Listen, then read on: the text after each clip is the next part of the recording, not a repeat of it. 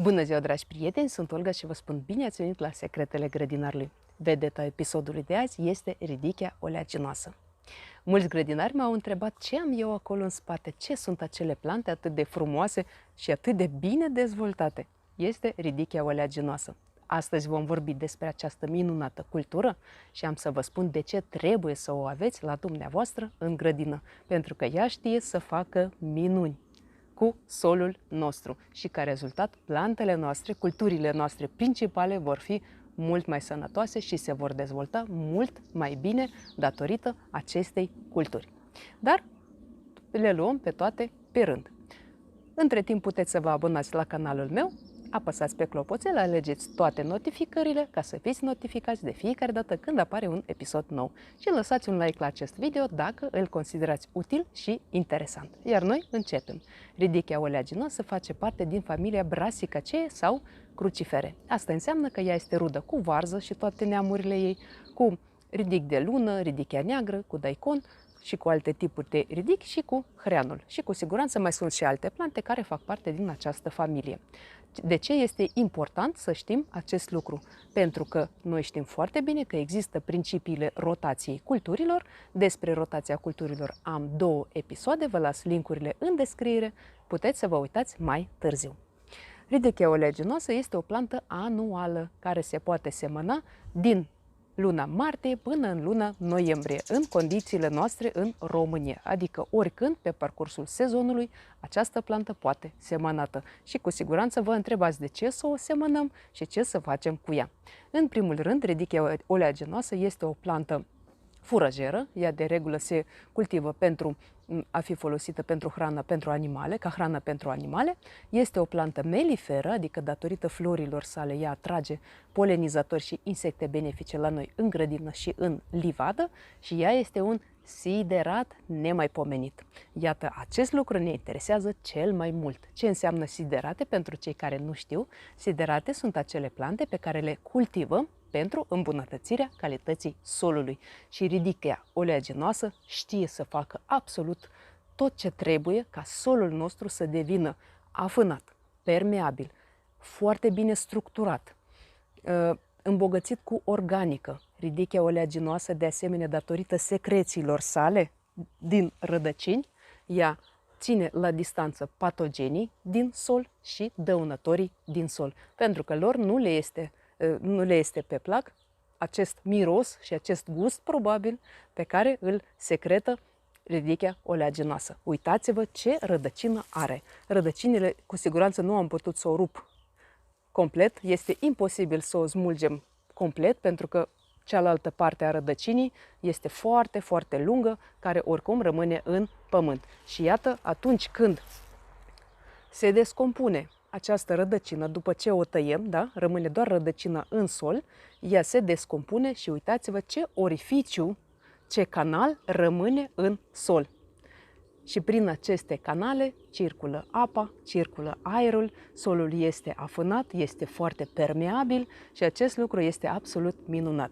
Dacă dumneavoastră aveți sol lutos, argilos, greu, compactat, ridichea oleaginoasă este soluția perfectă pentru solul dumneavoastră.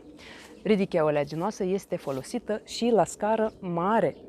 Ea este folosită pe post de siderat, inclusiv pe terenuri agricole. Pentru că oamenii deja știu despre aceste proprietăți, despre aceste aptitudini pe care le are ridichea oleaginoasă și o cultivă special pentru afânarea solurilor grele, compactate, argiloase și lutoase. Iată, acesta este secretul acestei minunate plante. De asemenea, ridichea oleaginoasă, descompunându-se și atunci când o tăiem, partea verde rămâne pe sol, adică pe post de mulci sau se încorporează ușor în sol, nu este nevoie să săpăm și să o îngropăm în pământ, nu este nevoie pentru că altfel vom strica toată această treabă pe care o face ea cu rădăcinile sale, adică structura formată se va distruge prin săpat. De aceea noi nu săpăm solul, doar o tăiem și lăsăm așa cum este. Și iată că toate aceste lucruri ne ajută ca toate aceste lucruri să se întâmple cu solul nostru, iată, ne ajută ridichia oleaginoasă. Partea verde care rămâne pe straturi sau o încorporăm ușor în sol, ea va îmbogăți solul nostru cu organică și în mod special cu fosfor și potasiu. Ridichia oleaginoasă nu conține foarte mult azot, ca de exemplu culturile leguminoase, dar ea este foarte bogată în fosfor și potasiu. Și de aceea o putem cultiva, de exemplu, împreună cu măzărichea. Și atunci aceste două culturi vor crește împreună, una lângă alta. Măzărichea se va cățăra pe ridichea oleaginoasă și ele, ca două prietene, ne vor îmbogăți solul cu azot, fosfor și potasiu. Dar ea se poate cultiva și de una singură, adică fără alte culturi. Iată, dragi prieteni, ați văzut că merită să cultivăm această plantă la noi în grădină. Ea se poate cultiva înainte sau după orice cultură, mai puțin acele culturi care intră în familie ei, adică dacă am cultivat sau vom cultiva varză, ridichi, hrean și alte plante care intră în această familie. Tocmai de aceea trebuie să fim foarte, foarte atenți la familii, așa cum spun de obicei, să fim atenți la familii. Dragi prieteni, această minunată plantă, așa cum am spus, ea crește foarte repede și deja după 40 de zile de la răsărire, ea deja intră în stadiul de butonizare. Adică se formează boboci florale. Iată, se vede aici cum se formează acestea și pe urmă ea începe să înflorească. Noi trebuie să prindem acest moment. Da, exact. Momentul este, la mine în grădină, momentul este să o tai. Pentru că dacă o voi lăsa, ea va înflori și pe urmă ea va forma păstăi. Și acest lucru înseamnă că toate acele micro și macro elemente care intră în plantă, adică care sunt acum în plantă, în partea asta verde, se vor duce la flori și la păstăi și se vor consuma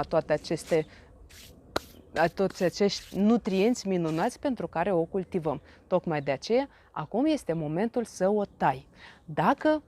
Iată, există două cazuri. Dacă, de exemplu, ridichea dumneavoastră este atât de mare, de 1,5 m sau 2 metri, așa cum este și la mine, în cazul acesta trebuie să o tăiați cu o foarfecă de tăiat pomi.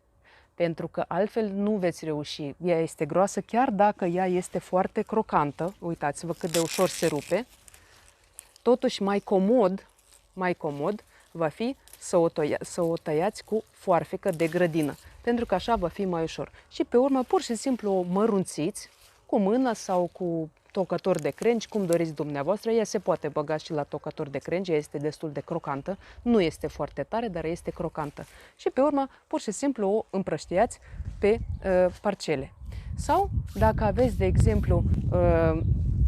exemplu, ridichea dumneavoastră nu este atât de înaltă, ci mai mică, o puteți tăia, de exemplu, cu o sapă. Și, pe urmă, pur și simplu, greblați, nivelați și lăsați așa până în acel moment în care veți planta culturile dumneavoastră principale. Atunci când vom planta culturile noastre principale, dăm pur și simplu mulciul la o parte și plantăm culturile noastre prin mulci. Și acest lucru este absolut simplu, am mai vorbit de multe ori despre acest lucru.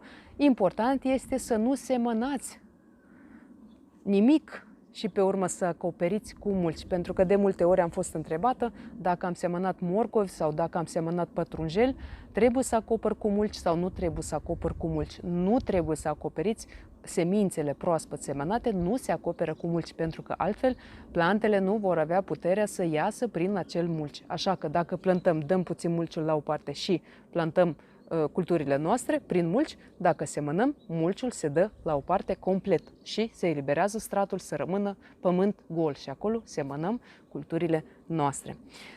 Așadar, dragi prieteni, sper că ați înțeles cât de importantă este această cultură, de ce trebuie să o semănăm la noi în grădină. Semințele nu sunt scumpe și ca și norma la semănat este, dacă semănăm vrac, cum se spune, atunci se seamănă 3-4 grame de semințe per metru pătrat, iar dacă semănăm în rânduri, așa cum am făcut și eu, atunci norma este 1-2 grame per metru pătrat. Atunci când semănăm în rânduri, lăsăm distanța între semințe de 5 cm, iar distanța între rânduri se lasă în jur de 15 cm. Uitați-vă că la mine este o pădure, o adevărată pădure, și dacă nu lăsam distanță, vă dați seama cum arăta locul acesta. Așa că, dragi prieteni, acest lucru este de asemenea foarte important. Eu vă mulțumesc că și astăzi ați fost alături de mine. Sper că acest material vă este de folos. Lăsați un like, nu uitați să vă abonați, apăsați pe clopoțel ca să fiți notificați de fiecare dată când apare un episod nou. Iar eu vă mulțumesc că și astăzi ați fost alături de mine. Vă doresc sănătate, spor în toate și recolte cât mai bogate. Ne vedem data viitoare. La revedere!